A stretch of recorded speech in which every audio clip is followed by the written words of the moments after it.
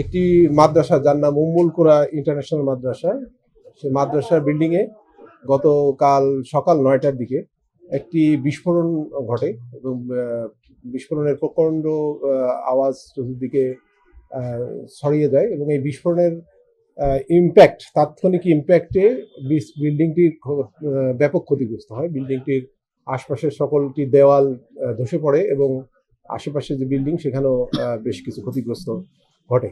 তো এরকম একটা খবরের আমরা তাৎক্ষণিক খবর পাই। খবর পাওয়ার পরপরই আমাদের অতিরিক্ত পুলিশ সুপার কেরানীগঞ্জ সার্কেল জনাব জাহাঙ্গীর হোসেনের নেতৃত্বে আমাদের দক্ষিণ কেরানীগঞ্জ থানার অফিসার ইনচার্জ এবং তার টিম তাৎক্ষণিক ঘটনাস্থল পরিদর্শন করে এবং ঘটনাস্থল পরিদর্শন করাকালীন অবস্থায় যারা দেখতে পায় সেটা হচ্ছে ওখানে বেশ কিছু রাসায়নিক দ্রব্যাদির মজুদ ছিল, রাসায়নিক ড্রাম এবং মজুদ পাওয়া যায় এবং আরও আমরা ঘটনাস্থলটিকে যখন আমরা সুইপিং করি তখন ওখানে আরও কিছু বিস্ফোরক জাতীয় ককটেল সদৃশ বস্তুর আমরা অবস্থান নিশ্চিত করি।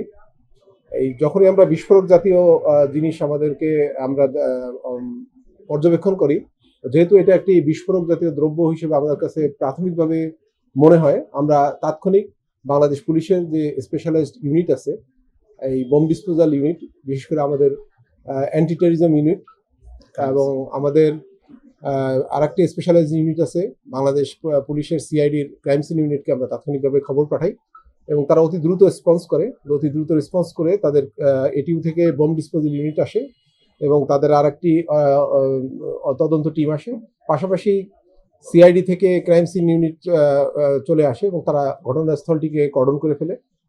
ক্রাইম সিনে হিসেবে ওটাকে আমরা ট্রিট করি এবং আমরা ঘটনাস্থলটিকে কর্ডন করে ওখানে ব্যাপকভাবে তল্লাশি করার এক পর্যায়ে আমরা ওখান থেকে বেশ কিছু আলামত সংগ্রহ করি, যার মধ্যে আছে ল্যাপটপে আছে, মনিটর আছে, বেশ কিছু রাসায়নিক মজুদ আছে, ড্রামের ভিতরে কিছু লিকুইড রাসায়নিক আছে এবং 4টি ককটেল সদৃশ বস্তু পাই, যেটা ক্রাইম সিন আলামত হিসেবে জব্দ করে এবং আমরা ওগুলোকে প্রপারলি জব্দ তালিকা অনুযায়ী জব্দ করি। ইতিমধ্যে আমরা প্রাথমিক তদন্তে জানতে পারি যে ওই মাদ্রাসাটি, বিশেষ করে যে উম্মুল কোরা ইন্টারন্যাশনাল মাদ্রাসা, একটি বেসরকারি মাদ্রাসা। এই মাদ্রাসাটির পরিচালনার দায়িত্বে ছিলেন আমাদের নাম হচ্ছে শেখ আল আমিন এবং তার স্ত্রী আসিয়া। এই দুইজন ওই বিল্ডিংটি ভাড়া নিয়ে 2022 সাল থেকে তারা এই মাদ্রাসার পরিচালনা করে আসছিলেন। মাদ্রাসার বিল্ডিংটির ভবনের মোট কক্ষ 4টির 2টিতে মাদ্রাসার কক্ষ হিসেবে ব্যবহার করতেন, একটিতে তিনি বসবাস করতেন এবং আরেকটি তাদের একটা বসার রুম ছিল।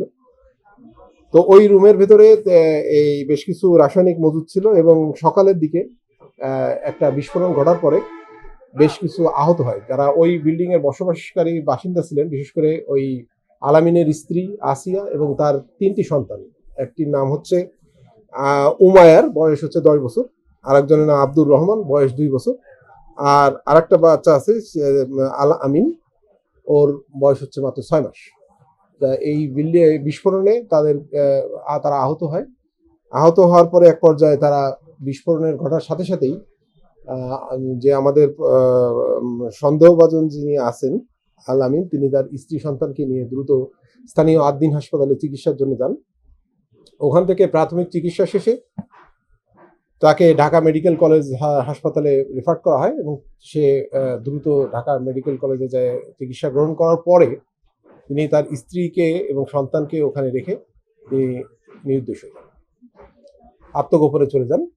আমরা তাৎক্ষণিকভাবে পুলিশি অভিযান শুরু করি, সাথে আমাদের অতিরিক্ত পুলিশ সুপারের নেতৃত্বে আমাদের এই অভিযান কার্য পরিচালনা হয়। এই অভিযান পরিচালনা অবশ্যই আমাদের একাধিক টিম কাজ করে, এখানে ডিবির টিমও এনগেজড হয়, আমাদের ঢাকা জেলা ডিবির টিম এনগেজড হয় এবং এক পর্যায়ে আমরা